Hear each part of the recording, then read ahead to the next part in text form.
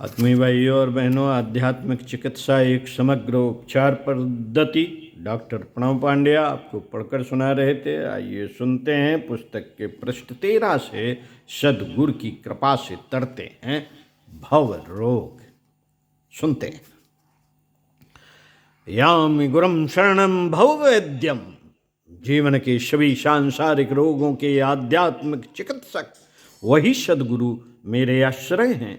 जीवन की प्रकृति समय और परिस्थितियों के विपरीत होने से कई बार प्रदूषित होती हैं, उसमें विकृति एवं विकार पनपते हैं। कई तरह के सांसारिक, मानसिक एवं आध्यात्मिक रोग उसे घेर लेते हैं। सामान्य चिकित्सक न तो इनकी तह तक पहुंच पाते हैं और न इनका समाधान कर पाते हैं। वजह एक ही है कि इनका समाधान सामान्य औषधियां नहीं बल्कि उपयुक्त जीवन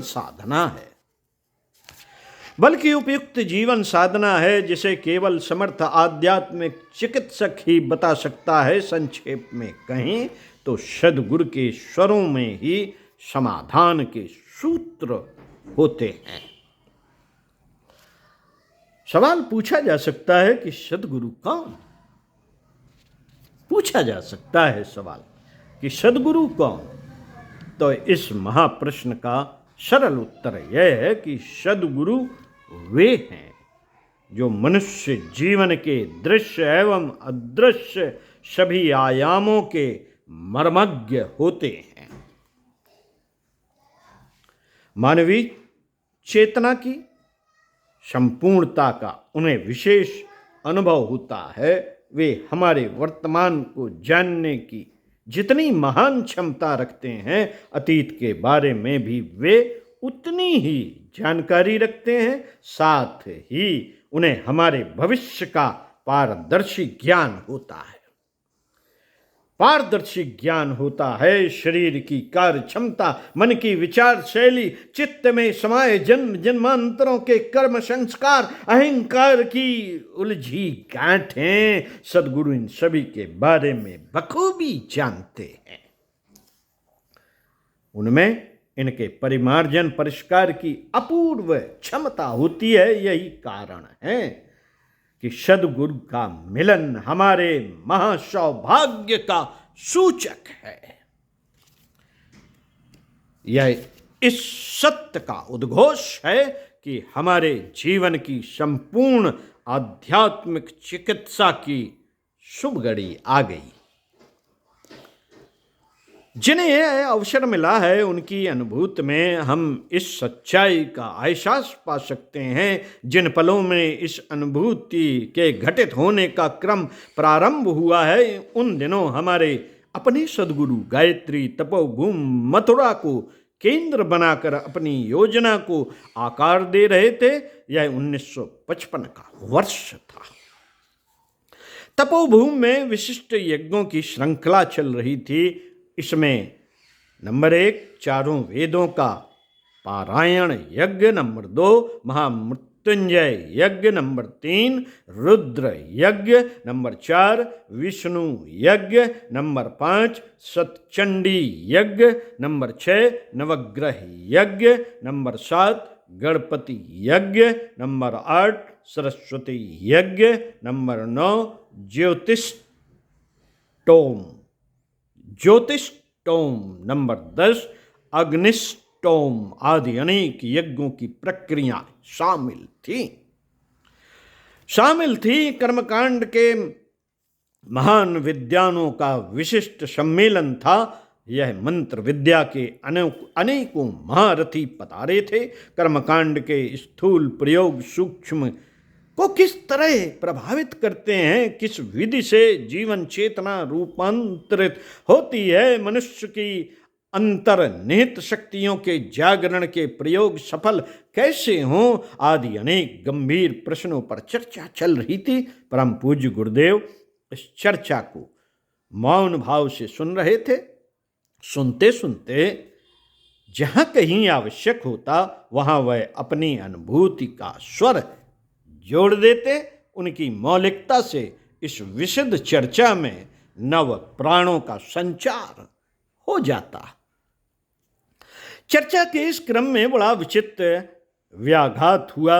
सभी की दृष्टि उन रोते कलपते प्रौढ़ दंपत्ति की ओर गई जो अपने किशोर पुत्र को लेकर आए थे। उनका यह किशोर बालक कई जीर्ण शीर्ण बीमारियों से पीड़ित था, लगभग असहाय एवं अपाहिज स्थित थी। उसकी निस्तेज मुख, बुझी हुई आंखें, कृशकाय लड़खड़ाते कदम, बस जैसे उसके माता पिता ने उसे लाकर गुरुदेव के पांवों में डाल दिया। आप ही बचा लीजिए, आप ही बचा सकते हैं मेरे बेटे को। यही एक रट थी उन दोनों की। गुरुदेव ने बड़ी आत्मीयता से उनकी बातें सुनी, फिर उन्हें थोड़ा समझाया बुझाया और उनके ठहरने की उचित व्यवस्था कर दी। क्या होगा इस असाध्य रोग से घिरे किशोर का? उपस्थित सभी महान विद्वानों को जिज्ञासा थी, किस विधि से आचार्य श्री चिकित्सा करेंगे इसकी। ऐसे अनेक प्रश्न उन सभी के मन में उभर रहे थे। इधर परम पूज्य गुरुदेव पूर्णतया आश्वस्त थे। जैसे उन्होंने उसकी चिकित्सा पद्धति खोज ली हो वह सहज ही उपस्थित जनों को उनकी अनुत्तरित जिज्ञासाओं के साथ छोड़कर अपनी दिनचर्या में व्यस्त हो गए। दिन के यज्ञी कार्यक्रम, विद्वानों की चर्चाएं एवं आने जाने वाले परिजनों आगंतुकों से भेंट, सब कुछ चलता रहा। पर कहीं अपने मन के किसी कोने में सभी को अगले दिन की प्रतीक्षा थी। अगले दिन प्रायः अरुणोदय के साथ ही वेद मंत्रों के स्वर गूंजने लगे। स्वाहा के घोष के साथ वेद यज्ञी आहुतियां यज्ञ कुंडों में पड़ने लगी। भगवान जात वेदश अपने प्रखर तेज के साथ भुवन भास्कर को चुनौती सी दे रहे थे। इतने में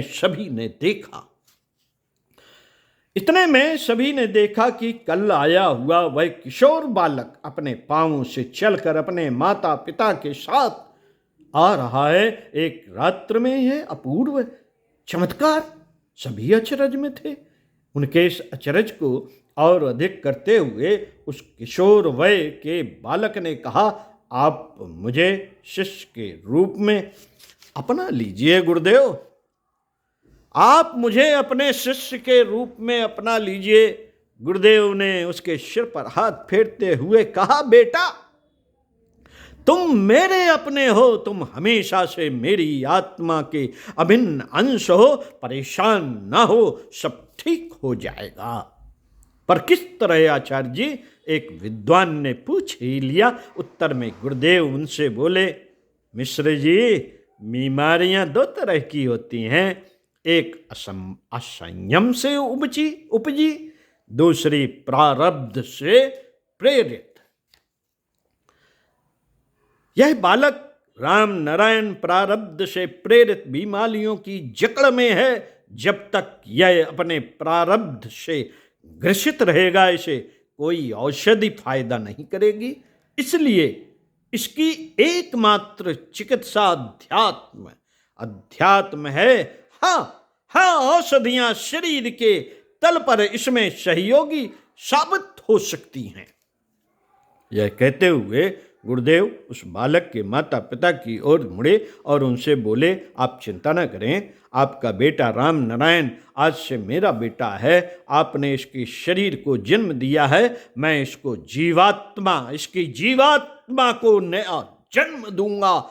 उसे पूर्वकृत दुष्कर्मों के प्रभाव से मुक्त करूंगा। गुरुदेव की बातों ने माता पिता को आश्वस्त दी। वैसे भी वे एक रात में काफी कुछ परिवर्तन देख चुके थे। गुरुदेव के तप के अंश को पाकर कुछ ही महीनों में न केवल उस किशोर राम नारायण के न केवल शारीरिक दूर हुए बल्कि उसकी मानसिक चेतना भी निखरी, उसकी बौद्धिक शक्तियों का भारी विकास हुआ। यही नहीं, रुचियां प्रवृत्तियां भी परिष्कृत हुई, उसमें गायत्री साधना के प्रति भारी अनुराग जाग पड़ा। उसमें ये सारे परिवर्तन सदगुरु की कृपा से आए। वही सदगुरु जो मानवीय जीवन के आध्यात्मिक रहस्यों के मर्मज्ञ थे। ओम शांति। साथियों, अगले वीडियो में स्वाध्याय सत्संग की प्रक्रिया को आगे बढ़ाते हुए आपसे मिलेंगे। मानवीय जीवन आध्यात्मिक रहस्यों से भरा। ओम शांति।